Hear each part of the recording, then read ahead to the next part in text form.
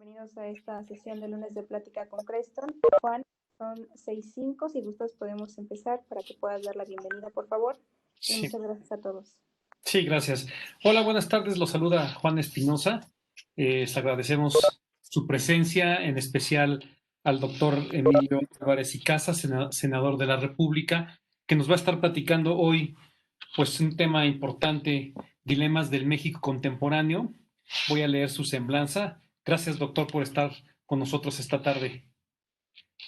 El doctor Emilio Álvarez y Casas Concordia es licenciado en Sociología por la Universidad Nacional Autónoma de México, maestro en Ciencias Sociales por la Facultad Latinoamericana de Ciencias Sociales y doctor en Ciencias Políticas y Sociales por la UNAM. Fue secretario ejecutivo de la Comisión Interamericana de Derechos Humanos de agosto de 2012 a agosto de 2016, con sede en Washington, D.C., Estados Unidos. De 2001 a 2009 fue presidente de la Comisión de Derechos Humanos del Distrito Federal. Ha participado en múltiples iniciativas de la sociedad civil. Entre ellas destaca que fue director general del Centro Nacional de Comunicación Social AC, cofundador de Alianza Cívica AC y cofundador y miembro del Movimiento por la Paz con Justicia y Dignidad.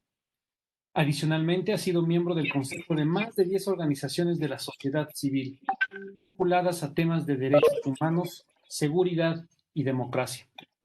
Actualmente es senador de la República por la Ciudad de México, sin grupo parlamentario, políticamente independiente, en donde es secretario de las Comisiones de Derechos Humanos y de Zonas Metropolitanas y Movilidad.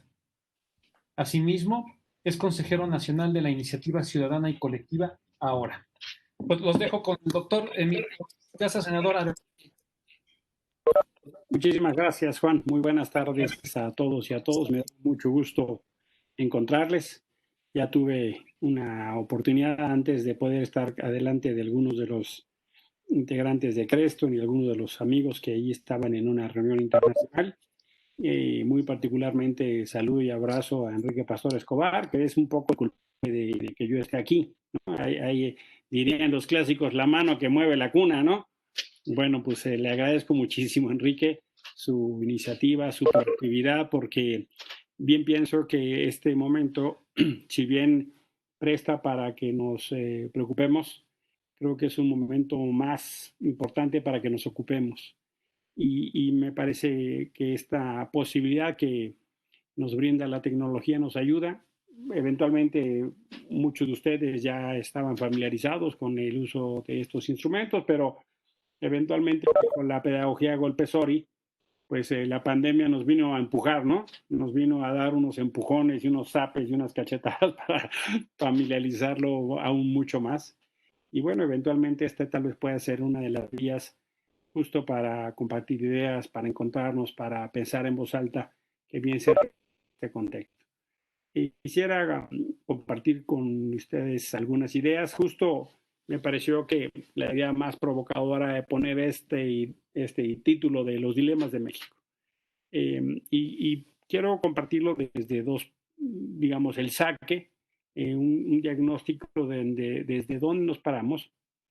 Lo quiero ubicar en dos momentos. Quiero tratar de hacer una lectura como de cómo llegamos a julio del 18 y un poco qué significa el tsunami que nos llegó en esa fecha.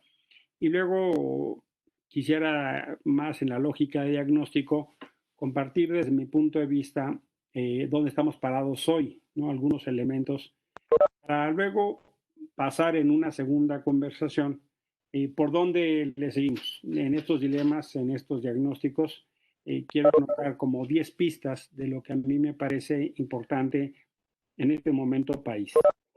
Entonces, bajo esa metodología vamos a trabajar. Primero, una situación diagnóstica en dos partes y luego una ruta de por dónde, lo que yo entiendo como algunas pistas de sugerencia, y entiendo que al final podemos, si es que es el formato adecuado, intercambiar algunas preguntas y sugerencias, opiniones o referencias que podamos hacer así.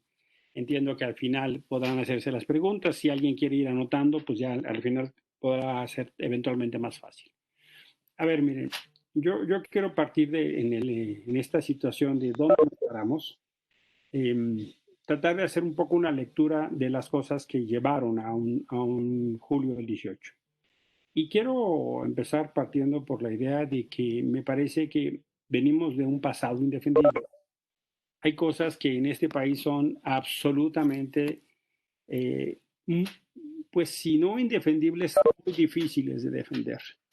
Y creo que en gran medida eso es lo que llevó a un resultado como el que llevó de manera tan abrumadora el 1 de julio del 18. Yo pienso que incluso hay que tenerlo muy claro en la lectura y el diagnóstico, porque si no, en nuestra narrativa de país, eh, corremos el riesgo de ubicarnos del lado incorrecto de la ecuación o corremos el lado de ponernos de una manera muy difícil para hacer cosas. Pienso que en nuestro país es muy difícil defender el Estado de Derecho. La verdad de las cosas es que todos nosotros podemos alargar una lista larga de cosas, de atropellos en materia de justicia, en materia de corrupción o en materia de tranzas, ¿no? La verdad de las cosas es que no es que tengamos un sistema pues que los suecos envidien o que los japoneses miren con envidia, ¿no? Aquella cosa del Estado de Derecho, honestamente, es una de nuestras mayores debilidades. Ustedes en el mundo empresarial, muchos de ustedes que participan en ese sector, lo pueden incluso tratar muy seguidamente, eventualmente en conversaciones hasta con socios internacionales. Y eventualmente eso es tema de una enorme preocupación. También me parece que va de la mano. El aparato de justicia es realmente un desastre. Esto que entendemos como administración, prevención del delito, administración, procuración e impartición de justicia, difícilmente en el escenario público, más allá de nombres o de que podamos conocer gente que su trayectoria nos inspire respeto, es muy difícil defender a los jueces en este país, es muy difícil defender a los policías, es muy difícil defender a los ministerios públicos. El aparato de justicia no es aquel de que goce de una enorme confianza, ¿no? Si vemos un accidente en la calle o un incidente y vemos una patrulla, decimos, no, pues pobre cuate, pero si hay 3 patrullas, decimos, no, pues ya tiene más problemas, ¿no? Y si vemos 5 patrullas, dijimos, no, pobre güey, o sea, este ya se metió en un problema mayor, ¿no? Cuando nosotros tenemos un accidente, en lugar de hablarle a la policía, lo primero que hacemos es hablarle a la compañía de seguros, ¿no? Porque le tenemos mucho más confianza a la compañía de seguros que a la policía. Y así sucesivamente podemos tener muchos más reflejos de esa discusión de cómo hay indicadores de ese aparato que no servía. Me parece que es muy importante también resaltar que venimos de un contexto de una enorme desigualdad social. México sigue siendo un país donde el crecimiento económico, la oportunidad económica no es para todos. México es uno de los ejemplos más acabados de un país donde simultáneamente hay crecimiento y desigualdad. Los índices de concentración de la riqueza y por otra parte de distribución del ingreso son de los peores de la región y estamos dentro de los peores del mundo. Y eso es una enorme dificultad porque entonces nuestra democracia tiene debilidades estructurales reales. Es muy difícil hablarle a la gente de un sistema democrático cuando apenas la gente tiene eventualmente para comer, cuando no es ni siquiera mercado. Y me parece entonces que ahí hay un problema muy severo en nuestra desigualdad social, en nuestra democracia. Una democracia muy incipiente, muy disfuncional en ciertas cosas.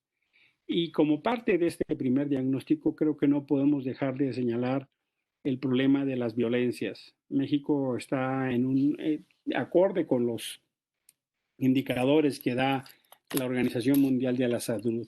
Hay algunos de los niveles que tenemos en materia de homicidios u otros delitos graves que ya ubican claramente como una enfermedad, como si fuera esto una pandemia o como si fuera esto una situación literalmente por la cantidad de muertos, bien por los fenómenos de la violencia, de la delincuencia organizada, bien como consecuencia incluso de la intervención de la autoridad, que en ocasiones infelizmente uno no puede distinguir dónde empiezan unos y dónde acaban otros, o bien también como el fenómeno de las violencias reproducidas en casa o en algunos otros ámbitos.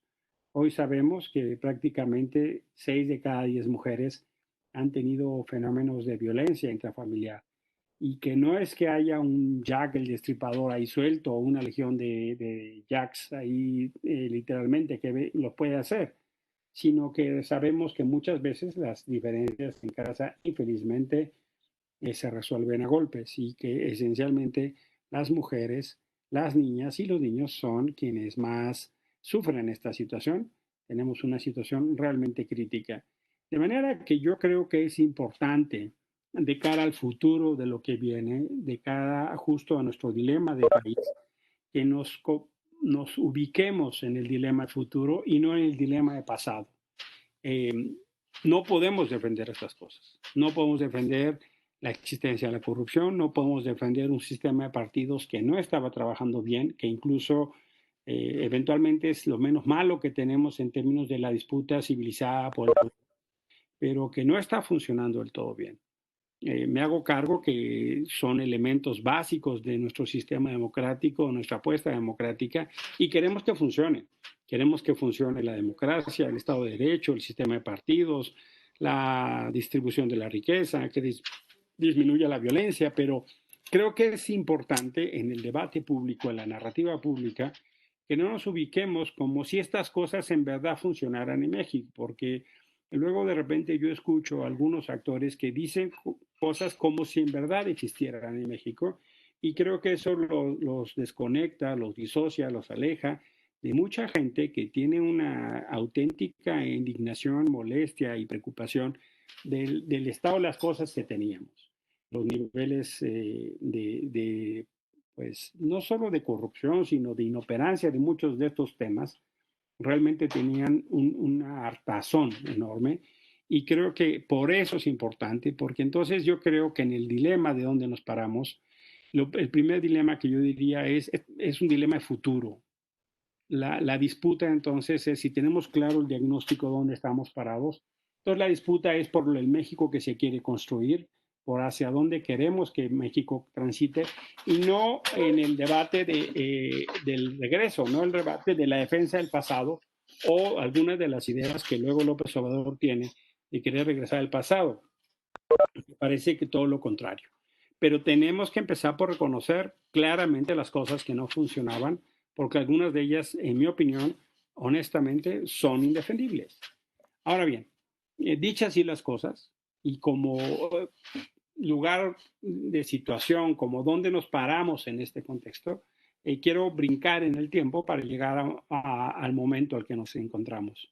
Y en mi opinión estamos en un dilema donde ya hay 6 crisis conectadas, lo cual tiene un enorme riesgo, una enorme dificultad. Voy a empezar diciendo lo que vi en una fotografía que me envió un amigo mío, que decía, el problema del país es que la solución, o el problema de México, es que la solución está en manos del problema. Y la verdad es que esa pequeña foto era un cartel amarrado a una reja, a una malla ciclónica, me parece que resume muy bien. ¿Cuáles son las 6 crisis que yo veo conectadas? Por supuesto, la primera, una crisis en materia de salud, ¿no? Es de alarma que México esté ubicado entre los 3, 4, según va cambiando un poco, países con más muertos por coronavirus. La cosa no estaba bien, ¿no? El sistema de salud no es que fuera muy bueno. Muchos de ustedes ya como empresarios pueden contar lo que significa pagarle al Seguro Social y que luego venga el trabajador para pedirles dinero prestado porque en el seguro no hay medicinas, no hay espacio, no hay cama y tiene que atender a un familiar o se tiene que atender. Entonces, además de pagarle al Seguro Social, uno tiene que prestarle al empleado por la ineficacia de los servicios de salud.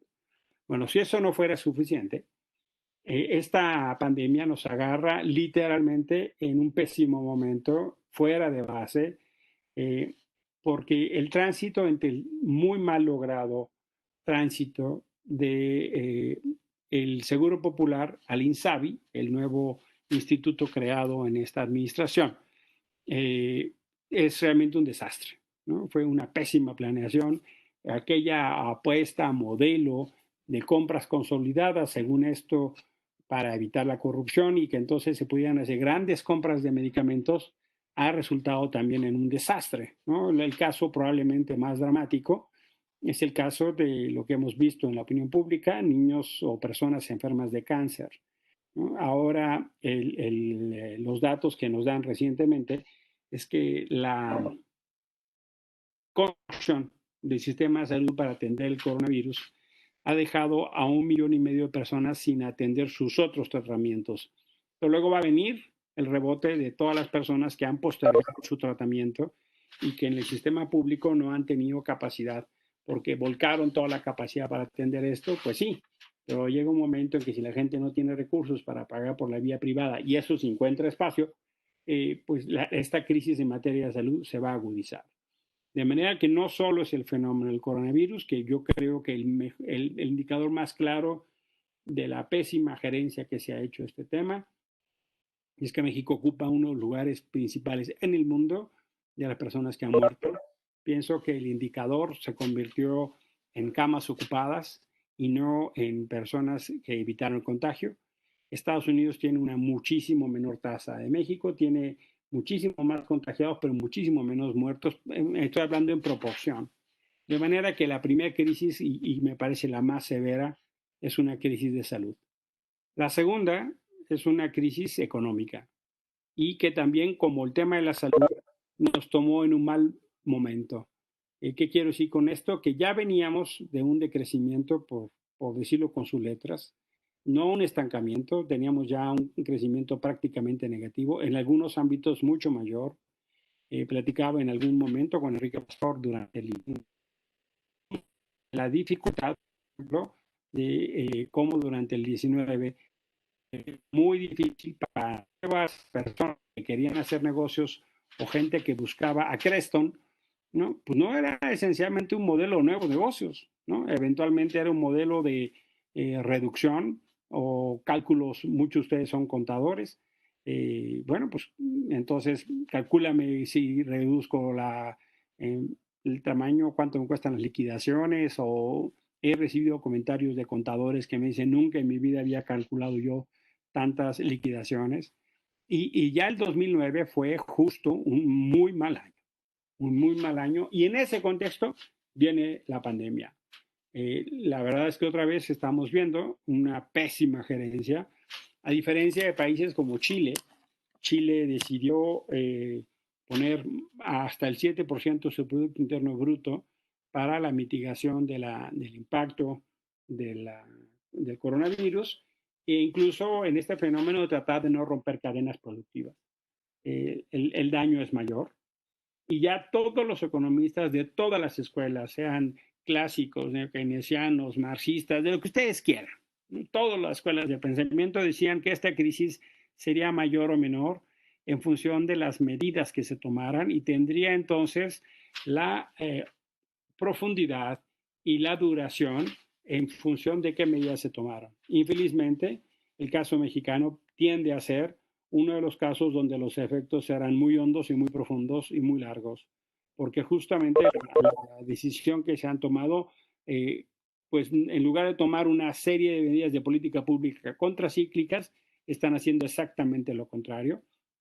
Hay indicadores, vamos, ya no solo Carlos Ursúa, ya no solo Herrera, Gerardo Esquivel, por mencionar gente muy cercana a este gobierno, que han prendido todos los focos de alerta.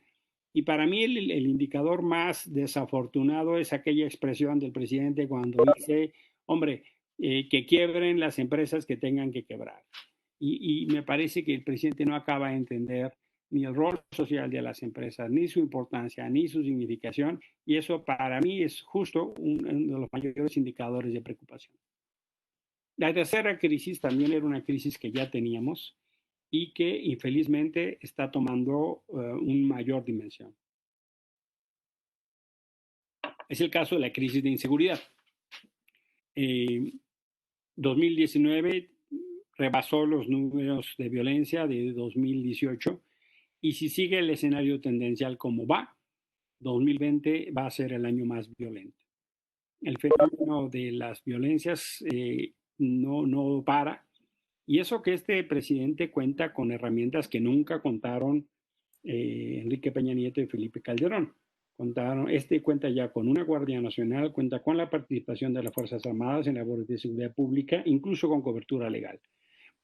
A este presidente se le va a exigir muchísimo más que los anteriores, porque este presidente tiene las mejores herramientas que ningún otro. Y a diferencia de los otros presidentes, él inició el tema de las reformas en materia de seguridad a inicio del sexenio y no al final. Y el bono democrático, el bono de sus propuestas de seguridad, fueron utilizadas justamente para crear la Guardia Nacional o porque las Fuerzas Armadas acompañaran estas labores. Pero hoy por hoy, los indicadores distan muchísimo de ser lo que esperábamos. En lugar de tener a la Guardia Nacional persiguiendo delincuentes, los tenemos persiguiendo migrantes. En lugar de tener las condiciones para poder reportar la disminución de los indicadores de violencia, pues lo que tenemos entonces es este fenómeno de inseguridad que pues claramente preocupa enormemente. Hay lugares que se han ido descomponiendo como Guanajuato o algunos otros que son pues señales de alerta. Para mí la señal más peligrosa de este sexenio fue el culiacanazo, ver a un presidente soltar, ¿no? Pero además mintió, como él nos han dado 4 versiones. Primero le echó la culpa a sus colaboradores y luego le admite el ser el responsable. Y si no fuera suficiente soltar al hijo del Chapo, este encuentro con la mamá del Chapo ya me pareció francamente una señal absolutamente descompuesta. No recibió a los Levarón, a Javier Sicilia, los Levarón con una tragedia de mujeres y niños asesinados, y sí se va a reunir con la mamá del Chapo. Para mí eso es una derrota muy seria del Estado, junto con el Culiacanazo. Una cuarta crisis que conecta con las anteriores es claramente una crisis social. Esta pandemia lo que está haciendo es agudizar la desigualdad. El escenario, todos los tableros de quien estudia pobreza, bien llámese la CEPAL, la Comisión Económica para la América Latina de Naciones Unidas, bien sea entidades que estudian la pobreza, el Coneval, o bien sean entidades ciudadanas como la Acción Ciudadana frente a la Pobreza, quien quiera conocer, ¿no?, este tipo de estudios, le sugiero que se meta a conocer los trabajos de la Acción Ciudadana contra la Pobreza o los trabajos de México Evalúa. Estas dos entidades son entidades civiles absolutamente serias. Y lo que nos están diciendo es que en realidad estamos perdiendo más de 10 años de evolución social. Los niveles de desigualdad y los niveles de pobreza se van a agudizar. Entiendo que algunos de ustedes viven en Puebla, otros en la Ciudad de México, en otros lugares, pero por lo menos acá en la Ciudad de México ya estamos empezando a vivir algún tipo de delitos que hace tiempo no se presentaban. El robo de autopartes, el robo de espejos, la ruptura de los cristales o regresar a cosa del robo hormigo. Incluso me referían de gente a la que le están robando la compra del súper, el mandado, afuera del súper. ¿No? Cosas que eventualmente vivimos en el 95 con el error de diciembre. Algunos que tuvieron esta condición tan crítica y que tenemos nosotros la edad para recordarlo, nos empieza a dar ese sabor de la dimensión de la crisis social. Hay una una quinta crisis que cada vez toma mayor relevancia y que justo a nivel global nos toma esta situación de la pandemia del coronavirus como una señal de alerta, es toda la crisis ambiental. Me parece que no se ha tomado en su dimensión lo que eso implica. Todas las señales de alerta están prendidas. Si no se hacen esfuerzos importantes para cambiar la dinámica de la movilidad, de la producción, pues en realidad es una cuestión de tiempo. Hay un fenómeno muy serio, no solo por el calentamiento global, sino por este fenómeno de una dinámica de cierto tipo de consumo que ya nos ha llevado a la conclusión de que el planeta Tierra no aguanta en la forma que está siendo explotado. Y creo que la crisis ambiental se suma, sobre todo, creo que la aproximación es diferenciada. Creo que las nuevas generaciones tienen eventualmente y con razón una mayor preocupación. Son severos en sus juicios hacia nosotras y nosotros, eventualmente porque nosotros vamos de salida y ellas y ellos van de entrada, pero al final de cuentas nos alcanza a todos. No dejó de sorprender que ahora en las etapas más críticas del encierro, de la jornada de Susana a distancia y de quédate en casa en los meses fines de abril, fines de marzo, abril, eventualmente mayo, la Ciudad de México estaba realmente disminuida en su tráfico y en su impacto vehicular. No obstante, los niveles de contaminación no bajaban, lo cual muestra que entonces no es solo el uso del automóvil. Surgió una enorme discusión sobre la refinería de Tula y algunas otras, pero lo notable fue que a mucho menos autos no hubo mucho más mejor aire. Y eso nos pone en una situación muy crítica. Y termino con la sexta crisis que me parece como consecuencia de las 5 anteriores, que es una crisis política. Los niveles de desgaste que ha tenido López Obrador son muy acelerados. De niveles de aprobaciones de 80, 70, estamos ya a aprobaciones de 40 y 50, hay quien dice 60. Sigue siendo alto, sigue siendo un hecho que eventualmente más de la mitad de la población o la mitad de la población lo apoya. Pero en todo caso, lo notable es que en año y medio de gobierno, porque va poco más de año y medio de gobierno, o sea, hemos pasado apenas la primera cuarta parte del partido, no hemos llegado a la tercera parte, eso se llegará en diciembre, hay clarísimas señales de desgaste. Infelizmente, el presidente ha optado por una ruta de confrontación, no se entera o no asume o no quiere enterarse y asumirse que acabó la campaña, que aquella cosa de la polarización pues no necesariamente le da los réditos que se esperarían. Eventualmente su voto duro o sus seguidores lo van a acompañar, pero muchos de los sectores con los que se pelea pues son necesarios para el país. Y aquella narrativa pública de que hay buenos y malos, y los buenos en síntesis son los que están conmigo y los malos son los que no están conmigo, no importase si esos son el periódico Reforma, si son los zapatistas, si son los ambientalistas, si son las mujeres o las feministas o sociedad civil o incluso sindicatos o incluso investigadores, el mundo de la cultura, los artistas. La lista es larga, la lista es larga, infelizmente todos los actores con los que se pelea. Tiene clientes frecuentes, sí, sí tiene sus preferidos, ¿no? Como el periódico Reforma, Proceso, o Carlos Loret, o Broso, aquellos que le critican, pero en apretada síntesis, el bueno es aquel que le aplaude, el malo es aquel que lo critica.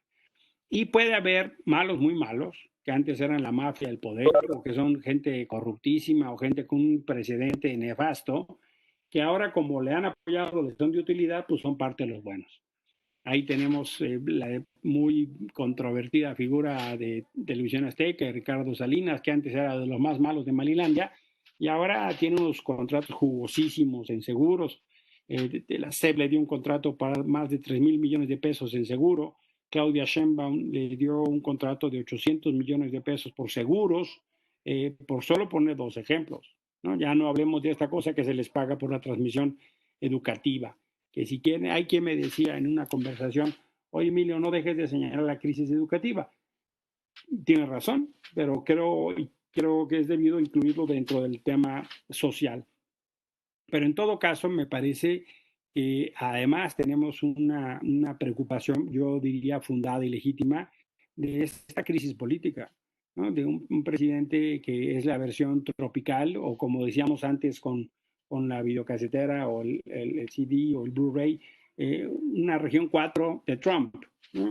Donde esta cosa, la posverdad no importa, él puede decir sus datos u otros datos, y no importa que en el informe diga cosas que no son ciertas, pues porque para él son ciertas. Entonces me parece que eso que llamamos la evidencia, el soporte, el dato duro, pues no, no pareciera no ser de mucha preocupación. Pero claramente eso genera un desgaste, eso genera una enorme preocupación. Y sí, claro, el uso del aparato del Estado para amedrentar.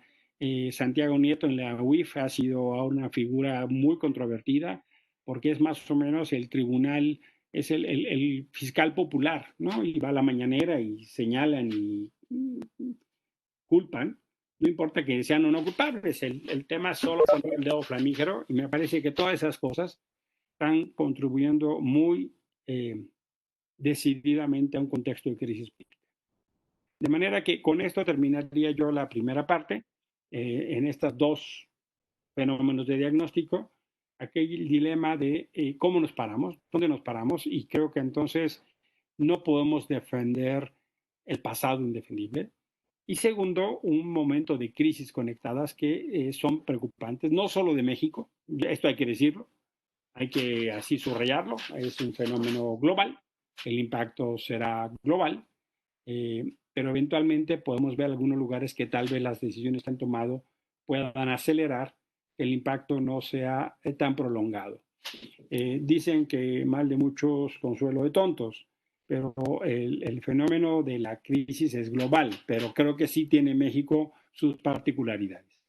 Ahora bien, antes de que empecemos una dinámica de suicidio y de depresión colectiva, ¿no? Por decir, carajo, ¿y ahora por dónde chingado? ¿No?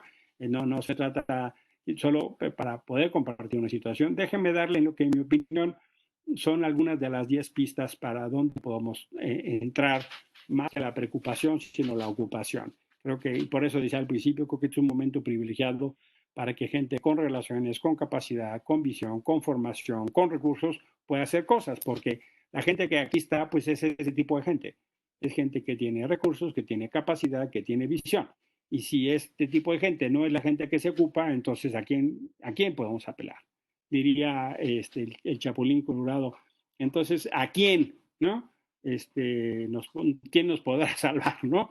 Bueno, yo digo que nosotros tenemos que empezar por salvarnos. A ver, en el 21 tenemos una primera parada y empiezo con el primer punto. ¿Qué está en juego en el 21? En el 21 está en juego la Cámara de Diputados, en su composición. Ustedes saben que son 500 diputados. No hay elecciones en el Senado de la República. El Senado dura por 6 años, de manera que solo hay elección en la Cámara de Diputados Federal, ¿no? Va a haber elección en 300 distritos. El país se divide en 300 distritos y se divide el país en 5 regiones, se le llaman circunscripciones, y de esas se eligen 40 en proporción al voto que tiene cada partido en esa región. Esos son los famosos plurinominales. Son 300 por cada distrito, de 300, uno por cada distrito, y 200 plurinominales. Ahí el tema principalísimo es cómo le hacemos para que Morena no tenga la mayoría en la Cámara, ¿no? Y ese es un primer fenómeno que tenemos que tener en el registro. Ahora bien, el 21 va a ser una elección que no hemos tenido nunca. Venimos haciendo lo que le llaman elecciones concurrentes, para que sean elecciones simultáneas. Muchos de ustedes y yo formamos parte de una generación que teníamos elecciones todo el tiempo. Todo el tiempo había elecciones y todo el tiempo era un desmadre y tomas y conflictos y pleitos y carreteras, y al rato 3 meses después otra elección y ¿no? Toda esta cosa imparable de una maquinaria. Y por eso veníamos como parte de este proceso de transición a la democracia, trabajando para que hubiera elecciones concurrentes. ¿Qué quiere decir esto? Que casi todas las elecciones fueran al mismo tiempo. Entonces vamos a tener por primera vez 15 elecciones para gobernador. 15 gobiernos del estado son los que van a estar compitiendo. Yo le puedo mandar a Enrique para que a su vez se los haga llegar la lista de qué entidades de la República van a competir. Lugares como Chihuahua, lugares como Nuevo León, lugares como Tlaxcala, Zacatecas, Querétaro, Campeche, van a estar en competencia. No todos van a estar en competencia porque ya hubo elecciones, por ejemplo, la Ciudad de México no, Jalisco no, Baja California vuelve a elecciones después de este intento de Bonilla de que no hubiera elecciones repetidas, vuelve a haber elecciones en Baja California, hay elecciones en Baja Sur, de manera que es un combo. Pero si no fuera suficiente, vamos a tener 30 elecciones estatales donde se van a elegir 28 congresos estatales y en 28 estados, 27 estados, se van a elegir presidencias municipales. Pero en general, lo que les puedo decir es que va a haber elecciones en 30 estados de la República. De manera que tenemos la elección federal de la Cámara de Diputados, 15 gobernadores y 30 estatales, o bien de Congreso o bien de ayuntamiento. Generalmente las elecciones de diputados no es que apantallen a los japoneses, no es que sea la fila de Disneyland queriendo entrar, ¿no? No. Pero las elecciones de presidente municipal concitan mucho interés porque es donde la gente vive. Las elecciones de gobernador también concitan mucho más interés. Y me parece que entonces va a haber que estar muy presentes. Infelizmente no hay elecciones en Puebla, ¿no? Sería buenísimo que hubiera elecciones en Puebla. Yo no sé cómo le hacen los poblanos para tener el tipo de gobernadores que tienen. Francamente, sorprenden. Uno se acuerda del dicho ese de no digas que no puedes estar peor porque sí se puede, ¿no? Y sí, o sea, de veras, yo le mando un abrazo solidario, así casi terapéutico a todos los poblanos que están aquí presentes, porque, hombre, después del Gobe Precioso, uno creería que ya habían tocado fondo, ¿no? No, tuvieron a Bartlett, tuvieron algo de Precioso, aquellas cosas tampoco muy presentables del señor Moreno Valle, y ahora tienen a Barbosa. Dios mío, Dios ensaña con los poblanos de una manera tremenda, ¿no? Necesitamos ya, yo hablaba con Enrique Cárdenas hace tan solo unos días, oye, Enrique, hay que hacer algo por el amor de Dios, porque no se merecen eso, ¿no? Pero infelizmente en Puebla no hay elecciones, pero ojalá, por lo menos en las municipales, por lo menos Puebla capital pueda hacer otra cosa distinta, ¿no? Bueno, por lo menos hay que intentarlo. Entonces, lo primero es que tener claro dónde estamos, y yo soy de las personas que piensa que tenemos que hacer lo posible en un fenómeno local. Yo creo que lo local va a jugar mucho, aunque por más que intenta el presidente meterse en la boleta para tratar de hacer otra vez el efecto locomotora, eso lo pudimos detener, eso no va a pasar, afortunadamente, digamos, formalmente hablando, no va a estar en la boleta, puesto que se va a tratar de meter de todas las formas, pero debemos de hacer todo lo posible por hacer un de procesos locales con liderazgos locales valiosos que tengan manera de enfrentar aquella cosa de la marca, ¿no? Mucha gente pues no votó no sabe ni por quién votaba, votó por la marca. Y creo que eso lo tenemos que hacer pues con liderazgos creíbles y gente pues valiosa, ¿no?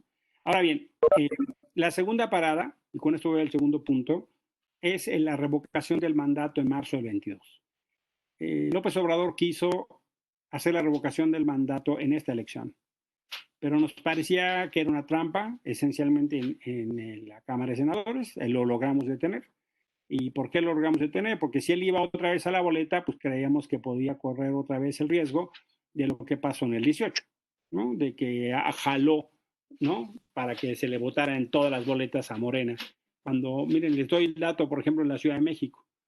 Hubo alcaldías de la Ciudad de México donde el nivel de conocimiento de Claudia Sheinbaum era 35% y en algunos casos tuvo el 48% de la votación. Es decir, ni sabían quién era la candidata de Morena, pero iban a votar por Morena. Y les estoy hablando de la Ciudad de México, donde eran personajes muy conocidos y donde López Obrador había gobernado, Sheinbaum había sido delegada, secretaria del Medio Ambiente, ¿no? Pero ni siquiera había lugares donde era mucho mayor la intención del voto por Morena que el conocimiento de los candidatos. Uno de los casos más notables fue en Morelos, donde un candidato a presidente municipal estaba en la cárcel cuando lo eligieron, ¿no? Porque no importaba quién fuera, era la marca, ¿no? Y a muchos se les dijo, oye, fulanito, ganaste la elección, cabrón, eres diputado. ¿A poco gané? Sí, ganaste. Y felizmente, pues eso nos pasa, pues ya ahora tenemos algunos de los representantes que tenemos que uno dice, Dios guarde, ¿no? Y si yo les contara, mis compañeritos de clase, créanme que no son de lo más bonito, ¿no? Uno cuando entra el primer día de clase y voltea, das un vistazo, así me pasó a mí en el Senado, ¿no? Llego y veo a mis compañeritos de clase y digo, qué horror, algunos de ellos casi hay que saludarlos con un amparo, ¿no? Son una cosa tremenda, tremenda, pero bueno, o sea, así está. Eso es lo que es, ¿no? No quisiéramos, pero eso es lo que es. En marzo del 22 va a haber lo que se llama la figura de revocación del mandato. Yo he sido muy crítico a eso, me parece que legislativamente se hizo mal, así complicado. López Obrador va a hacer lo posible por así hacerlo. Si se hace, yo creo que tenemos que participar todos y claramente mandar un mensaje de repudio. Es difícil, se requiere un nivel importante de participación, por lo menos 40% del electorado tiene que votar, y para que se pueda conseguir que eso pase, pues tiene que haber un número de firmas importantes superior al 3%. Yo creo que la gente morena lo va a intentar y lo va a intentar como otra vez para hacer una exigencia de López Obrador en términos de lo popular que es. Ya en la Ciudad de México, los quienes veíamos en la Ciudad de México conocimos esta figura, las encuestas patito, ¿no? Que eran telefónicas y este tipo de cosas. Pero en su caso, lo que les quiero poner en el radar es que tenemos las elecciones en julio del 21 y en marzo del 22. Y eso creo que lo tenemos que tener como posibilidad para que empecemos ya a hablar con todo el mundo, por ejemplo, para que tengan credencial de elector.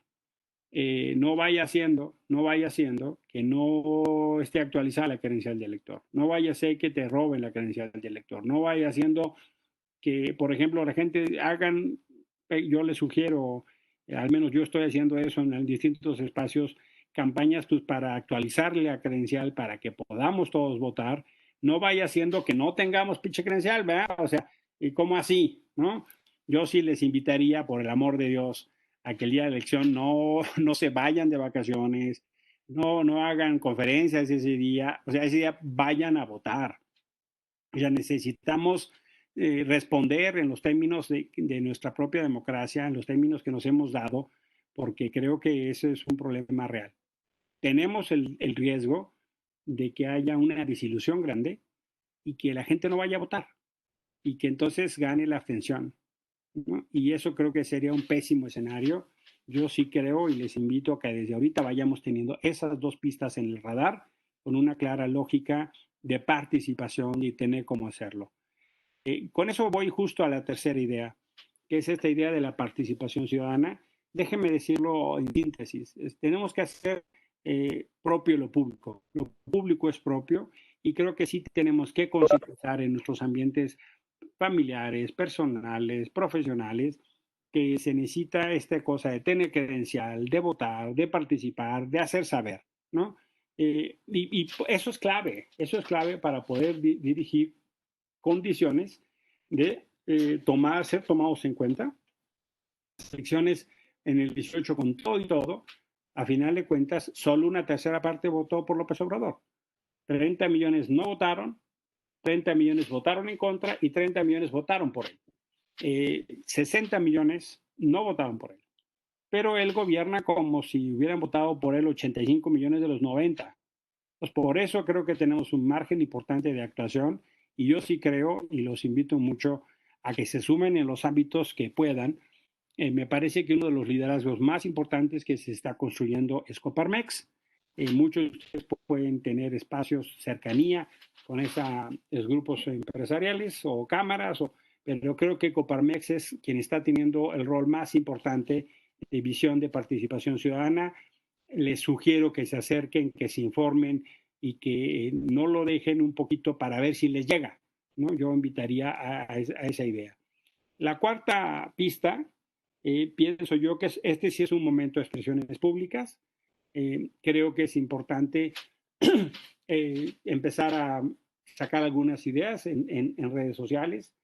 Eventualmente hay dos redes o dos medios que son ahorita probablemente los más útiles. El primero es Facebook. Facebook es esencialmente el espacio de ir haciéndose preguntas, de ir haciendo dilemas, de ir decir, oigan, pues los que votaron por Andrés, ¿a poco están satisfechos con lo que tienen? Y los que no votaron, pues, ¿qué hacemos para que esto no se detenga? Yo creo que hay una parte importante de gente que votó por Andrés, que está desilusionada, gente que le dio el beneficio de la duda, gente que dijo, bueno, pues ya le toca, gente que dijo, bueno, más vale malo por conocido. o gente que por distintas razones, no del voto duro, se estima que de los 30 millones, solo 14 son el voto duro de Andrés y que 16 son una suma de gente que entran en esta categoría, de los indecisos, de los hasta la madre, de los que, bueno, pues ya vamos probando. A esa gente hay que hacerle preguntas. A esa gente hay que preguntarle, oye, ¿tú estás contento con lo que está pasando? Oye, ¿te parece bien? Esa gente va a reconocer algunas cosas buenas, pero me parece que cada vez va a ser mayor el tema del desencanto. Y esa gente es importante que en el 21 no se vaya del lado de la abstención, sino que se vaya del lado del voto de castigo. Y eso no creo que se vaya a lograr poniéndolos contra la pared, sino evidenciando con preguntas y con cosas eventualmente más críticas. Entonces, mi cuarta pista sería que es momento de expresiones. La quinta pista, yo diría, apoya lo que quieres o apoya a quien lo hace. Hay gente que no tiene condición para eventualmente meterse a la trinchera por muchas razones. Porque los del SAT son unos hijos de tal por cual y puede haber represalias, porque los socios no quieren que se vea involucrado legítimamente la empresa o la compañía o la firma y dicen, oye, no nos podemos meter en eso. Pero entonces creo que sí es importante apoyar a quien lo hace. Y apoyar a quien lo hace es más o menos como lo que pasa con la producción de los tamales, ¿no? Hay quien vende los tamales y está echándole, soplando a los tamales, y hay quien compra la masa y hay quien da ideas para la masa, o hay quien apoya para la compra de la masa. Yo les diría en este ánimo, ¿no? Si no puedes hacer, apoya a quien lo hace. Y apóyalo de distinta manera, apóyalo literalmente con solidaridad, o apóyalo con recursos, o apóyalo con especie, pero o apoya lo que quieres, o apoya a quien lo hace. Porque miren, el problema es que, por supuesto que la política es una cosa que nos da mucho miedo, no es una cosa que tenga el mejor crédito, se los digo personalísimamente. Cuando yo decidí meterme como candidato a senador, muchos de mis amigos actuaban así como, ya te chupó el diablo, pero me decía, oye, pero tú eres gente decente, cabrón, ¿qué te vas a meter ahí? ¿Cómo haces de eso? Y yo pregunto, bueno, si no habemos quienes nos metamos así, que no somos de esos políticos tradicionales, entonces ¿quién pues? Y yo me hago cargo que la política tiene mucho más desprestigio que el prestigio que pueda tener la gente decente. Pero si no tratamos de meter gente con capacidad, con compromiso, con visión, entonces ¿cómo lo vamos a hacer? Van a ser siempre unos pillos de 7 suelas y que honestamente me parece que no es el caso. Entonces yo sí les diría con esta quinta pista, apoya lo que quieres. Y si no tienes condición por la que, hombre, estás muy ocupado, tus hijos son chiquitos, tienes una persona con capacidad en casa, tu suegra está en casa y está enferma y no te puedes tener más tiempo, porque la situación económica ya no te hace trabajar tiempo completo, sino tiempo absoluto, se está cerrando la empresa, en fin, me hago cargo, no es un juicio de valor, lo único que digo es una visión estratégica de hacer o apoyar a quien hace.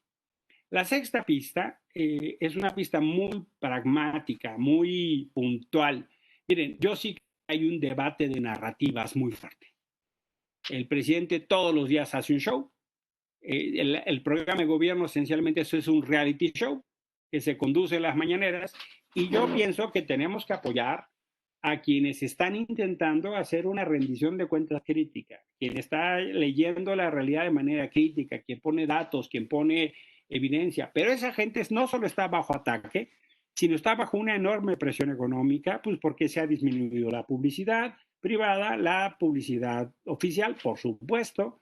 Hay una revolución tecnológica que está significando una enorme contracción para los medios de comunicación, pero yo sí soy de la idea que tenemos que hacer algo como New York Times o CNN, o mantenemos esos medios o los vamos a extrañar. Entonces yo diría, miren, ahora si alguien tiene que dar un regalo de cumpleaños o alguien quiere quedar bien con alguien, regálele una suscripción del periódico Reforma, regálele una suscripción del portal Animal Político, regale una suscripción de Proceso, y les sugiero esos tres, ¿no? Porque si no mantenemos a la prensa independiente, si no mantenemos la opinión pública que tiene exigencia y rendición de cuentas, van a cerrar. Y si esos espacios se cierran, López Obrador no solo tiene todo el aparato de comunicación masiva, tiene su ejército en redes sociales. Entonces necesitamos, por ejemplo, los que viven fuera de la Ciudad de México, métanse a Animal Político. Hay una suscripción solidaria para mantener Animal Político y en Navidad no den regalos, regalen una suscripción de Animal Político o denlo antes.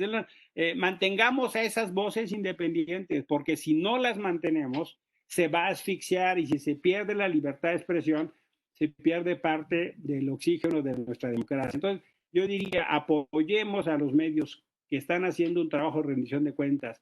Apoyemos a Broso, apoyemos a Carlos Loret.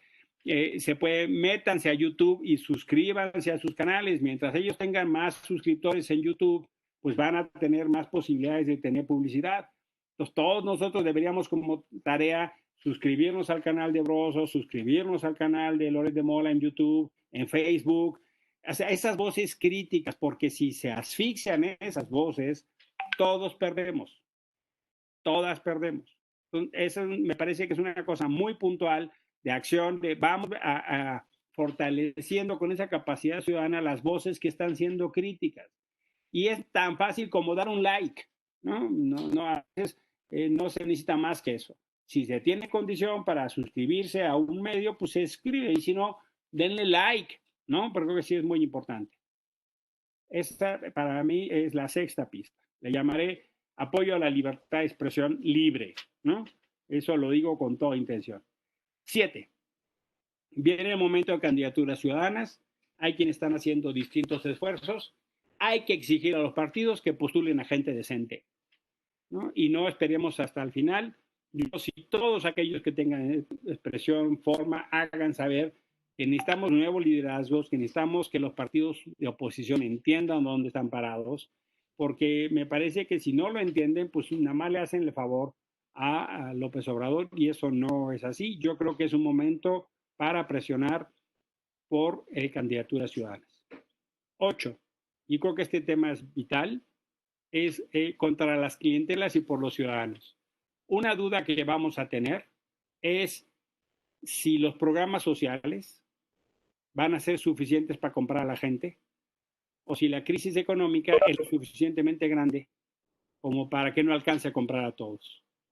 Pero sí creo entonces que una parte muy importante es lo que veamos en materia de compra. Yo, si no lo pueden ustedes difundir, háganmelo llegar. Toda esta cosa de compra de clientelas para hacerlo saber. Es muy importante hacerlo saber. Si ustedes no tienen información y no saben cómo sacarla, mándenmela a mí. Enrique tiene mis datos. Pero es muy importante lo que podamos hacer para denunciar y evidenciar las clientelas. El aparato funcionando. Ya sabemos cómo van a hacer porque lo hacían en el PRI.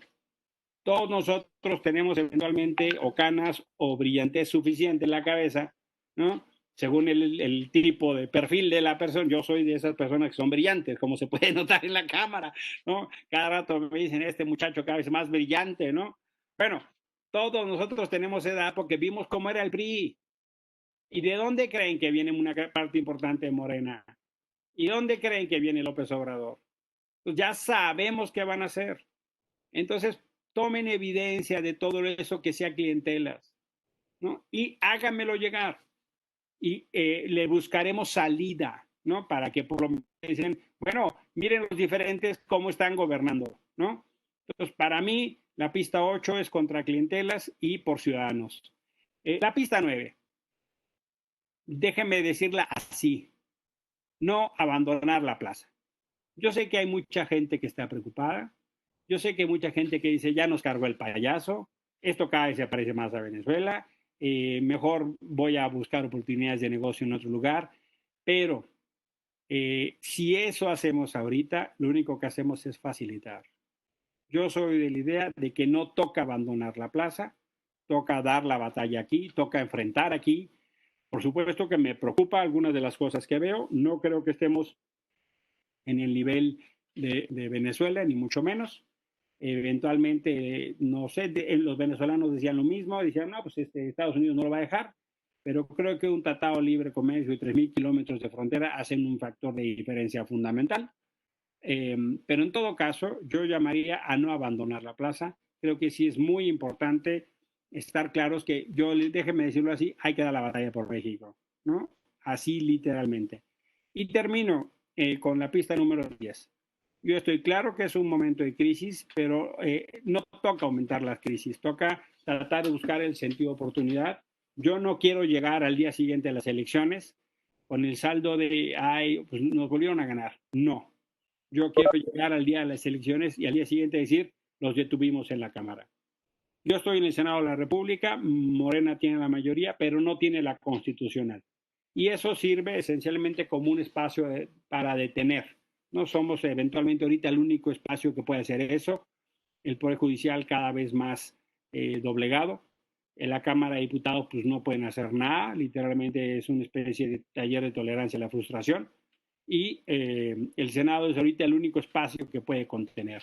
Ojalá logremos un resultado tal que Morena no pueda tener la mayoría de la Cámara en el 21 y eso nos permite entonces un horizonte de país que bien a bien sé que es preocupante, bien a bien sé que es difícil, pero me parece que este es un momento privilegiado para tratar de construir los espacios de resolver algunas de las cosas que no funcionaban en el pasado, o por lo menos reclamar a quienes pudieran ser responsables para que se hagan cargo y entonces poder ayudar a recomponer la confianza. Yo creo que yo lo he dicho con algunos de mis colegas del PAN y del PRI. Oigan, ¿no les parecería que si ustedes han perdido la confianza, lo primero que tendrían que reconocerlo es así para poder recomponer? En una relación interpersonal, cuando alguien comete un error, pues lo primero que trata de restañar es la confianza para eventualmente volver a construir. Creo que voces como las suyas pueden ayudar mucho para decir hay que recomponer esa confianza porque lo que pasó en el 18 pues nos tiene un estado tal que a muchas y a muchos nos tiene preocupados, no nos gusta el rumbo que tiene el país y entonces diría es momento entonces de las posibilidades, estas 10 pistas yo les dejo, pueden ser muchas otras más y con el ánimo de seguir platicando y conversando. Yo lo dejaría hasta aquí y les agradezco muchísimo su atención para que eventualmente podamos pasar a un tipo de conversación. Juan, muchísimas gracias. Gracias, senador. Tenemos aquí por una pregunta de Juan Carlos Esqueda. Creo que con lo que nos acaba de mencionar con estas pistas se va contestando, pero no sé si quiere agregar algo. Dice, ¿qué debe hacerse en nuestro país para cambiar la inercia económica, salud, seguridad negativa que traemos desde 2018? Y también aprovecho para mencionar la que Castuera nos hace. Nos dice, con las 6 crisis que mencionó, el pronóstico se ve devastador. Supongo que tanto el Senado como los diputados deberán actuar de inmediato. ¿Qué están haciendo las dos cámaras para pararlo? Si empezamos con esas dos preguntas. Mira, hay que tener muy claro que las cámaras todo funciona con base a cómo está la integración, ¿no? Y claramente hay claridad de que hay una crisis, pero no hay consenso en cómo se debe enfrentar. El grupo de contención en la Cámara hemos insistido por un plan económico de emergencia, hemos insistido para retomar lo que se llama ingreso vital de emergencia, que es un ingreso para apoyar con 3 meses a los trabajadores que ya estaban o bien registrados en el Seguro Social para apoyar a las empresas o bien para los que pueden demostrar que tenían un empleo. Se llama ingreso vital de emergencia. Infelizmente no lo hemos logrado, infelizmente la mayoría legislativa no ha permitido que eso pase y cuando digo la mayoría legislativa digo Morena y sus aliados. Desde mediados de marzo pedimos que se cambiara la normativa en el Congreso, en la Cámara de Diputados y en el Senado para poder tener sesiones virtuales. Todavía no las tenemos. Muchos parlamentos en el mundo sesionan de manera remota. En el Senado, en el Congreso mexicano no es así. Y yo creo que eso está hecho a propósito. Está hecho para debilitar los contrapesos y las rendiciones de cuentas. De manera que me parece, sí, hay claridad en la Cámara, en el Congreso de la Unión, pero no hay claridad en el concepto. Estamos viendo, por ejemplo, un austericidio, ¿no? Un austericidio que está aniquilando la capacidad del Estado para hacer muchas cosas. Estamos totalmente en contra de eso. Pero bueno, pues vamos a ver qué es que pudiera pasar sobre el particular, ¿no? Yo lo veo con una enorme preocupación. Ahora bien, yo sí pienso que en materia de qué podemos hacer para romper esas dinámicas, esas inercias, creo que un margen muy importante es actuar en lo local, ¿no? Creo que sí, al menos, por ejemplo, yo creo mucho en liderazgos como los de Enrique Cárdenas u otros, porque entonces podemos empezar a hacer algunos ejercicios. Conozco modelos que se hicieron muy interesantes en materia de seguridad en lugares como Morelia o lugares, miren, como Ciudad Nezahualcóyotl. Hay experiencias súper interesantes. Hay algunas de las experiencias locales como las de Mérida, Yucatán, de donde funcionan mucho más las policías municipales controladas. Yo creo que el gran déficit que tenemos es que tenemos policías no controladas por la gente. Creo que tenemos que pugnar esencialmente para eso, para que haya policías controladas por la gente. Y creo que hay que meternos a los consejos de seguridad municipales. Por eso yo hacía referencia a Coparmex. Coparmex me parece ahorita el espacio más organizado de participación empresarial para poder incidir en estos espacios. Infelizmente creo que la pandemia nos va a dejar peor de cómo entramos, ¿no? Creo que esto va a durar, ¿no? No creo que vaya a ser una cosa pronta. Aunque haya vacuna, pues va a tardar en implementarse. No creo que eso sea una cosa de corto plazo. Yo no soy optimista, se los digo con toda honestidad. Más bien creo que vamos a tener que acostumbrarnos a andar con caretas y cubrebocas un tiempito, ¿no? Y vamos a tener que asumir eso. Miren, o sea, ¿cómo vamos a vacunar a 8,000 millones de personas en el planeta Tierra, no? México somos 130 millones. ¿Cuánto tiempo les gusta que tardemos en vacunar, aunque el señor Eli se ponga guapísimo y se repartan, ¿no? O sea, perdón, pero no va a durar, no va a ser por corto. Entonces hay que asumir ese dilema. Yo creo que sí es muy importante que buscar los espacios para hacer llegar a quien puede exhibir, ¿no? Por eso hablaba yo de proceso, de Broso, de Loret, ¿no? Estos abusos policíacos, esta corrupción, yo creo que hay que denunciarlos. Y eventualmente uno puede, pero ellos sí lo están haciendo. Entonces, pasar la información. Y los temas de salud, me parece que la cosa va para larga. Ustedes pueden tener mejor referencia respecto al escenario económico, Juan. Creo que ustedes tienen un pulso mucho más fino que yo. Muchos de ustedes son contadores, son como los médicos de las empresas y pueden platicar a más detalle, ¿no? Pero creería yo, Juan, que tenemos que aproximarnos más en este tipo de ideas. Con esto se dejaría estas dos primeras, Juan. Sí, gracias, doctor. Fernando Angileya, pues le da gusto verte, te felicita y pregunta si ahora sí tendrás candidatos para puestos de diputado y senadores. Si tendré que, perdóname. Puestos de diputados y candidatos para puestos de diputados y senadores. Mira, Fernando, por supuesto, me da mucho gusto igual saludarte. Ahora va a tener algunos candidatos. Estamos justo en negociaciones. Por lo menos estamos intentando impulsar gente. La iniciativa ahora es una iniciativa que junto con muchas otras personas firmé yo en febrero del 17. Hoy tenemos dos diputados federales, Lucía Riojas y Carlos Morales de Chiapas, y yo en el Senado. Esperamos poder algunos arreglos con con partidos políticos que nos acepten correr como independientes en Nuevo León, en San Luis Potosí, en Morelos, en Querétaro, en la Ciudad de México y en Chiapas. Si alguno de ustedes conoce gente decente, gente honorable que quiera apostar y empujar, pues por favor, denle sus datos a Enrique Pastor y Enrique me los hará llegar. Yo creo que sí es muy importante como que podamos promover. Y sí, Fernando, efectivamente, vamos a intentar hacer alianzas ahí donde creamos que esto se puede hacer. Esta fue la que era de Fernando. Sí. ¿Cuál era la otra, Juan? No, nada más te comenté esta. Pregunta Gildardo López si para la problemática que refieres, ¿cómo consideras o evalúas opciones como Frena? Mira, a mí no me gusta Frena, se los digo con todo respeto, porque no me es suficiente una narrativa anti-López Obrador. Y yo creo que es un dilema de futuro. Y presentarme como lo que no me gusta, eso es en términos generales es algo que yo me planteo como por principio, no me gusta, defínime por lo que no soy. Me gusta definirme por lo que soy, ¿no? Yo puedo definirme como no mujer, pero mejor prefiero definirme como hombre, ¿no? Y Frena no me gusta porque creo que su definición es anti López Obrador. Y yo quiero pensar en un dilema de futuro más allá de López Obrador. Me gusta más allá un dilema de futuro de país que me ayude a pensar que podemos superar a López Obrador. Creo que la narrativa anti López Obrador lo favorece a él. Creo que López Obrador le encanta el mundo dicotómico y bipolar, por eso sacó la payasada esta del BOA, ¿no? Justo para tratar otra vez, ¿no?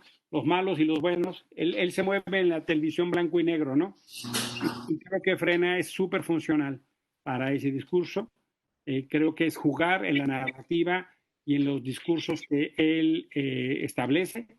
Entonces, por eso me parece que no es pertinente. Y también yo no acompañaría ninguna iniciativa que no estuviera dentro de las reglas de la democracia. No puedo acompañar nada que sea el quebranto del orden constitucional. No me gusta López Obrador, ¿no? Pero yo no voy a acompañar ninguna iniciativa cuando dicen por cualquier medio antes de noviembre hay que sacarlo. Yo no puedo acompañar eso, me parece muy peligroso y es una ruta que yo no estoy dispuesto a acompañar. Gracias. Xochitl Vigueras comenta que a pesar de lo que estamos viendo como sociedad con las 6 crisis que mencionas, aún hay muchísimas personas que siguen siendo fieles al presidente por su carisma, por su verbo o por el dinero que reparte. ¿Cómo consideras que se pueda influir en ellos para que tengan un criterio o una opinión crítica sin caer en conflicto? Yo estoy de acuerdo con lo que dice Xochitl. Mucha gente sigue apoyando a López Obrador. Mucha gente, a pesar de que ha tenido un desgaste, mucha gente apoya al presidente y mucha gente lo apoya porque cree que en verdad va a haber se va a enfrentar el tema de la corrupción, cree que va a haber una serie de programas sociales y que les va a llegar dinero por primera vez, que el presidente se baje el sueldo y que le baje el sueldo a todos y que le llegue dinero a los viejitos, pues es una ecuación que se hace muy simple, ¿no? Le bajan a unos y le suben a otros, ¿no? No es así, pero en el imaginario es así. Y yo sí creo, por eso decía, hay cosas que no funcionaban bien en este país. Y me parece que esa gente que cree que hay cosas que no funcionaban bien en este país, ve en López Obrador una posibilidad para arreglar. Por supuesto que es gente que no le interesa ni tantito la idea de que vamos hacia Venezuela o esas cosas.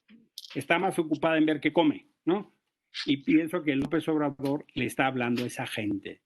Una parte importante del mensaje de López Obrador es a esa gente. Y yo creo que a esa gente es a la que yo me refería con los dilemas de Facebook de hacerle preguntas. Si uno se lanza a patear a López Obrador, creo que lo único que va a hacer es que esa gente se va a cerrar y radicalizar, ¿no? Pero a los que tienen duda, un poco decirles, oye, ¿no te parece que con ser el tercer país con más muertos en el mundo algo está mal? Oye, ¿no te parece que no se atienda a los niños con cáncer está mal? Oye, ¿no crees tú que quiebren las empresas está mal porque la gente se queda sin trabajo? Entonces creo que sí podemos empezar un trabajo de crítica activa, porque si lo que hacemos es nada más salirnos a dar de patadas porque López Obrador está mal, pues esencialmente no creo que además lo vamos a fortalecer, ¿no? Yo diría con mucha claridad por esa ruta. Y creo que sí hay que pedirles a la oposición que se hagan cargo, ¿no? Que encabecen la indignación o que encabecen la negación.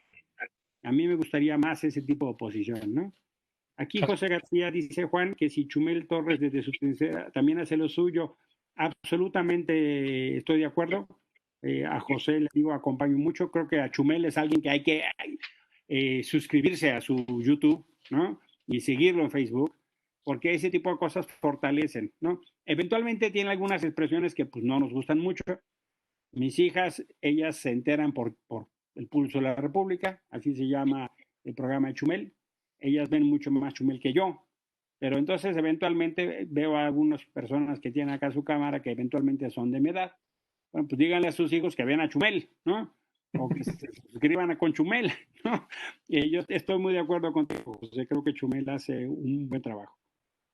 Jesús Miranda comenta que cada quien desde su trinchera tenemos que abrirle los ojos a nuestros cercanos, familiares, empleados, amigos, ¿no? Y yo creo que es la parte de la labor de la sociedad que has venido mencionando, ¿no, Emilio? Absolutamente, Jesús, totalmente de acuerdo contigo. Y lo que no podemos hacer es nada más preocuparnos, ¿no? Si estamos más ocupados viendo que si nos vamos a Estados Unidos y que dónde hacemos negocios allá y qué posibilidades de negocio y que si mejor cerramos el changarro acá y que todas las mañaneras nada más se nos da vuelta el hígado, yo creo que tenemos que tomar, por eso decía, tenemos que hacer lo público, lo tenemos que hacer propio. Lo público es mío, lo público es de mi interés. Por eso creo que absolutamente de acuerdo contigo, Jesús. Ok, Enrique Pastor dice, ¿qué tan factible es que se consiga la nueva constitución? Tanto están diciendo los AMLovers. No creo que sea fácil, Enrique. Eso tendría que aprobarse en el Senado de la República. La Cámara de Diputados no tendría problema. No tendría, una reforma de esa naturaleza pasa caminando. Pero no veo que haya condición en el Senado de la República para que eso suceda, ¿no? Tendría que tener 2/3 partes de la votación, no lo tienen. Cuando hay una discusión muy crítica, pública, les sugiero que ni se distraigan con la Cámara de Diputados. Denle marcaje al Senado de la República, ¿no? Y métanse, ahí en la página del Senado vienen los correos electrónicos, escríbanle a los senadores, métanse a su Facebook, métanse a su Twitter y díganle a los senadores de la oposición, no se te vaya a ocurrir, manito, ¿no? Escríbale en Face, o sea, las dos redes más funcionales, hace rato les iba a comentar, son Facebook y WhatsApp.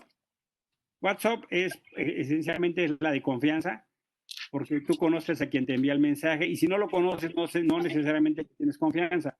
Ahora ya cada vez lo utilizan más empresas y cuando te llega un número que no tienes registrado, pues lo ves con desconfianza.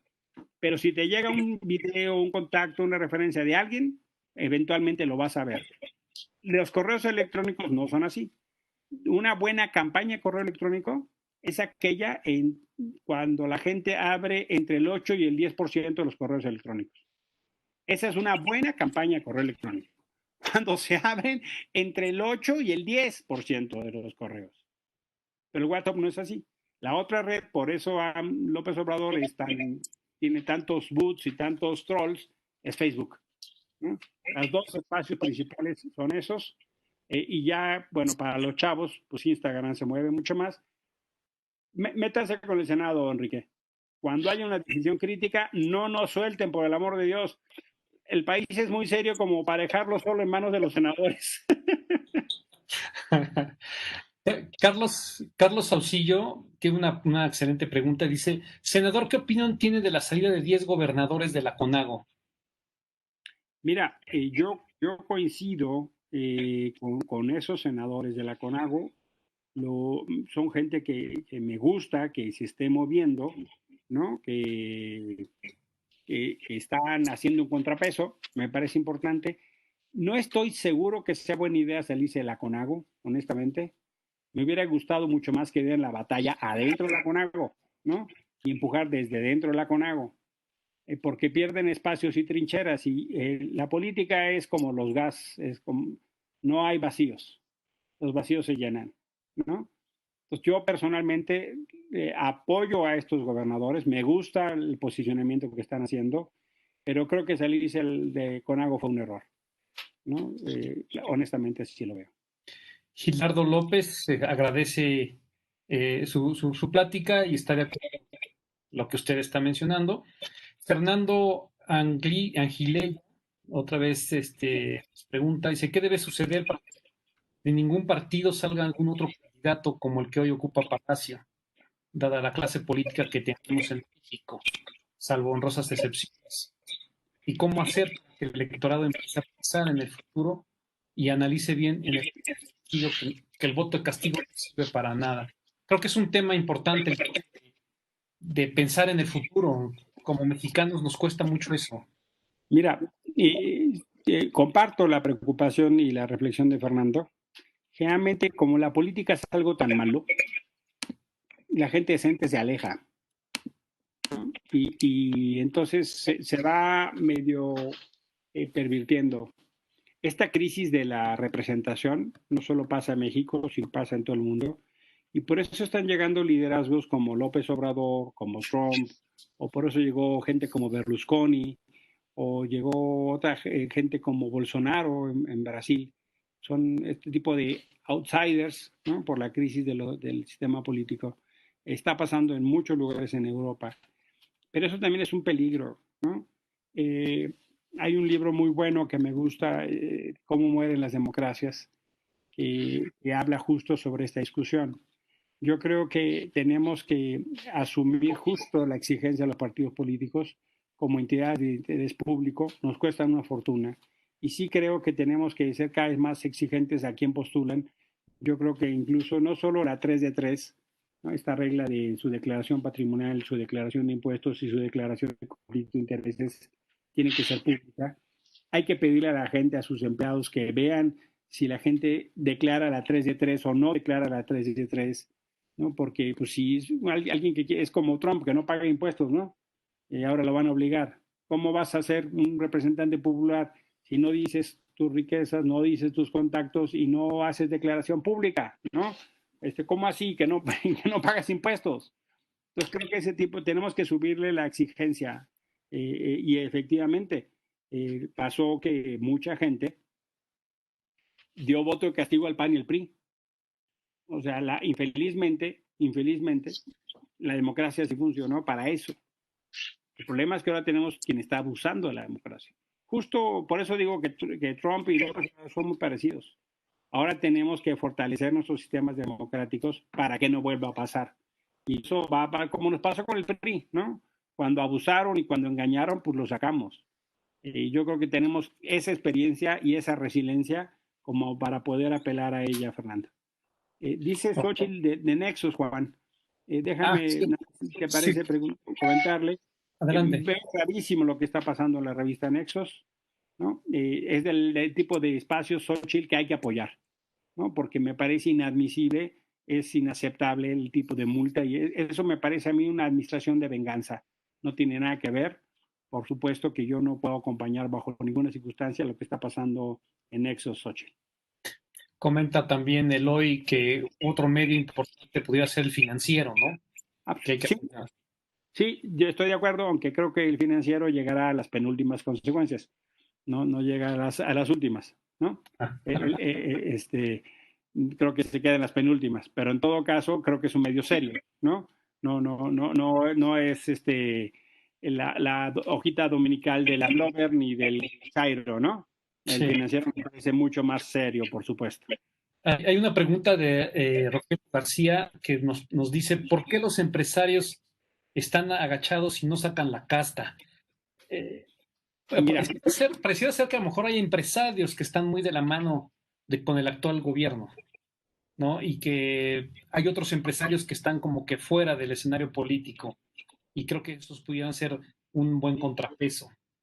mira, hay como en todo, hay quien sabe meterse en el escenario de oportunidad, tiene los contactos, tiene la relación o lo que tú quieras.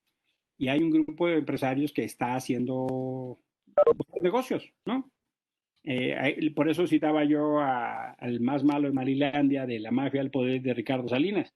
Y hoy es el miguis por excelencia, ¿no? Es hasta asesor del presidente, ¿no?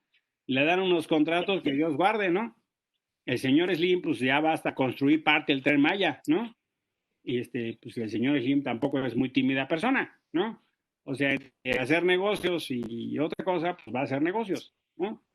O generalmente dicen Slim nunca pierde, le puesta a todos, ¿no? Le pone dinero a todos. Decía Evo Morales que una de las razones por las que Evo Morales pudo ganar en Bolivia y luego las varias reelecciones, sobre todo con la gente de Santa Cruz, fue cuando fue con los empresarios y les dijo, ustedes hagan plata, no hagan política. Y cuando los convenció de eso, los empresarios de Santa Cruz permitieron que Evo ganara. Era tal la relación con Evo, con los empresarios, no él quería volar a Santa Cruz, que es el centro económico de Bolivia, estaban ganados en la pista y Evo no podía aterrizar. De ese término era la relación. Pero luego Evo les dijo, hagan plata, no hagan política. y les llegó por donde les interesaba. Y hubo empresarios de Bolivia que hicieron mucho dinero. Y eso hizo mucho daño. Ojalá que acá los empresarios mexicanos no se vayan solo con esa fórmula. Hay otro grupo de empresarios mucho más modestos, medianos y pequeños empresarios, que tienen mucho miedo porque hay una situación fiscal terrorista.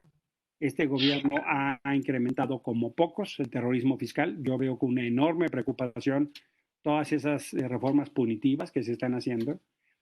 Y también tienen miedo por el momento, ¿no? Si levanten la mano y la voz, ¿no? Entonces puedan venir en contra, ¿no? Entonces, por eso creo que sí es importante que el empresario mexicano saque la casta. Sí, sí, estoy absolutamente de acuerdo. Pero si no pueden, creo que sí vale la pena apoyar a quien lo está haciendo. Eso vale mucho la pena. Yo por eso decía, pero creo que sí vale mucho la pena que el empresariado juegue. Por eso mi insistencia a que se acerquen a Coparmex. Porque creo, no es porque lo vea la neta del planeta ni vaya a batallar a los japoneses, pero creo que van a tener una referencia más organizada para poder incidir. Gracias, senador. Ha sido muy con su tiempo. Creo que las últimas dos preguntas que me parecen interesantes. Carlos Aparicio comenta que hay una gran deuda de los particulares que impiden su capacidad de consumo. ¿Hay alguna forma de dialogar con los bancos sobre sus comisiones y tasas de interés que no han bajado? ¿Hay posibilidades de crear alianzas con Coparmex para enfocar competencia en el mercado? Esa sería la primera o la antepenúltima. Y la última, que nos comenta Enrique también, Pastor, pregunta si es posible fincarle una responsabilidad al señor López Obrador y al señor López Gatell por los muertos del sector salud.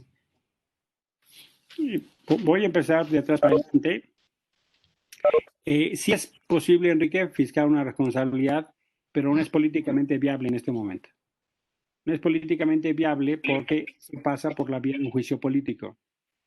Para que se pueda enjuiciar a López Gatell y para que se pueda enjuiciar a López Obrador, la dupla de los López, hay que quitarles el fuero.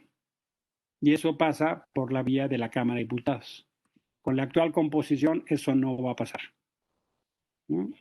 Más allá de hacer una denuncia ética, que creo que es poderosa porque eso va minando su autoridad moral, creo que sí es importante ese tema, Enrique, recordarlo y machetearlo, porque es inaceptable. Y ese macheteo, esa insistencia va a erosionar su capital ético. Andrés se para en la cancha como con una superioridad ética y moral. Se para la cancha como viendo para abajo. Y este tema son del tipo de cosas que han erosionado muchísimo su autoridad moral. El juicio político no es viable, o sea, sí se puede hacer técnicamente hablando, pero no es viable por el actual estado de las cosas. Pero hay que insistir en ese tema una y otra vez, Enrique, porque es inaceptable. Es inaceptable que en lugar de estar atendiendo al coronavirus esté con el show de Lozoya o esté pensando en el BOA o a ver qué otra payasada está pensando, ¿no? Mejor que se dedique a gobernar. Y el tema de las comisiones bancarias es un tema de una enorme preocupación. La verdad es que lo que sacan los bancos en México es un robo. Tengo un amigo muy cercano, amigo de infancia, ¿no? Que era el director de informática de BBVA, Bancomer. Su jefe estaba en Madrid, ¿no? Él iba a ver a su jefe a Madrid una vez a la semana. Y una vez vi un reporte y le digo, oye, fulanito, ¿es cierto lo que dice esta nota, estos medios? ¿Qué dicen? Pues que Bancomer contribuye con el 44% de las ganancias del grupo BBVA en el mundo. Dijo, no, no es cierto. ¡Ay, qué alivio! No, es peor. ¿Cómo que peor? Sí, es que aportamos el 53%, pero justo para evitar lectura como los tuyos, sacamos a las factureras y sacamos a la casa de bolsa y otras empresas las sacamos del banco. Y Bancomer aporta el 53% de las ganancias de BBVA en el mundo. Y algo similar pasa con Santander, y algo similar pasa con Citibank. O sea, los clientes mexicanos son unas vacas ordeñadas a muerte, ¿no? Nos cobran comisión de todo, nos cobran los cheques, nos cobran las consultas, nos cobran todo, ¿no? El crédito es carísimo. Tuve la experiencia de vivir 4 años en Estados Unidos y no, hombre, los servicios bancarios allá no tienen nada que ver con lo que vivimos aquí, es un robo, ¿no? Ha habido algunas discusiones, eventualmente pienso que mal planteadas. Monreal esbozó la idea de cambiar los servicios bancarios y respondieron con uñas y dientes y a patadas y la cosa se fue a dormir, ¿no? Pero sí vemos un grupo de senadores que estamos muy preocupados por lo que yo creo que es un abuso de la banca. La verdad de las cosas es que me preocupa muchísimo. Con Enrique platicábamos de una iniciativa también para que no fueran los grandes que tardaran tanto tiempo en pagarle a los pequeños. México es un país donde los chicos financian a los grandes. Si tú le vendes a un Liverpool, le vendes a Walmart, tardan hasta 6 meses en pagar. Entonces resulta que son los chicos los que financian a los grandes, ¿no? Es el mundo de Hood Robin, ¿no? Los ricos que les quitan a los pobres, ¿no? Es un poco, los bancos son Hood Robin, ¿no? Y estas grandes empresas que, pues ahora imagínense con la crisis que estamos, que no te paguen en 6 meses o en 4 meses, pues significa la quiebra para mucha gente. Todo este tipo de ideas, si alguien tiene alguna sugerencia, por favor hágasela llegar a Enrique. Creo que es el medio más eficaz y con mucho gusto vamos a ver si le damos salida en el Senado. Si tienen alguna sugerencia, alguna cosa que les preocupe, con mucho gusto hágamelo llegar y espero poder darle voz a su preocupación en el Senado de la República. Ok, gracias. Último comentario que nos hace Francisco Bracamonte. ¿Cree que la oposición se recupere? La oposición está como que perdida en el espacio, ¿no? Por así decirlo. Mira, sí, creo que todavía no se recupera del francasazo que recibió en el 18. Yo también creo que pues, muchos están preocupados a ver si no salen en un video, ¿no? Yo les he dicho, pues doble la apuesta, ¿no? Salgan a encabezar la indignación, salgan, reclamen, y si hay alguien que salga en ese video, pon una denuncia y vamos a ponerla. Creo que la oposición tiene que doblar la apuesta, creo que tiene que salir a pedir perdón por lo que se equivocó, creo que tiene que tener liderazgos nuevos. O sea, si la oposición no sale con liderazgos como los de Felipe Calderón, perdón si alguien es muy apoyador de Felipe Calderón, pero no creo que sea el horizonte futuro que México quiera, ¿no? Creo que necesitamos un dilema de futuro, ¿no? Necesitamos otro tipo de liderazgo y creo que sí necesitamos construir en un ánimo distinto, en un ánimo muy distinto. Yo creo que Felipe tiene zonas de mucha vulnerabilidad y por eso no tiene como la condición para oponerse. Además es el malo favorito de Andrés, ¿no? Porque pues, no hay manera que haga mucho daño ahorita, pero se lo pinta como el más malo y uno u otro se van dando cuenta, ¿no? Se van mandando tweets y se dicen cosas y se mandan videitos, pero yo creo que eso no ayuda mucho, honestamente. Esa es mi humilde opinión. Sí. Pienso sí que una parte muy importante de este país, y yo espero tomar esta crisis como esta oportunidad. Y yo quiero más ciudadanos y menos partidos. Creo que necesitamos, la gente tiene que tener más poder y creo que tenemos que aprender que no va a ser ningún López Obrador, ningún Fox, ningún Calderón, nadie que nos saque. Necesitamos aprovechar esta crisis para tener gente más consciente, más fuerte, más decidida en la toma de decisiones de los asuntos públicos. Creo que sí es una crisis fuerte, sin duda, pero también es una grande oportunidad para que tengamos ciudadanos de mejor calidad. Así es, pues llegamos al fin de la plática. Muchas gracias, senador, doctor Emilio Álvarez y Casa. Agradecemos su presencia. En Cresto, pues creemos que debemos de participar en la vida política nacional. Somos apartidistas, somos partidarios de la libre expresión, de la participación de los ciudadanos para lograr un mejor país. Y pues muchas gracias por su participación, senador. Gracias a todos los presentes. Gracias a Enrique Pastor, quien fue el contacto para que el senador estuviera hoy con nosotros. Gracias, Enrique, por tu asistencia y por tu ayuda para esta charla. Mi gracias a todos. Muchas gracias. Buenas tardes. A la próxima. Que estén muy bien. Gracias. Gracias.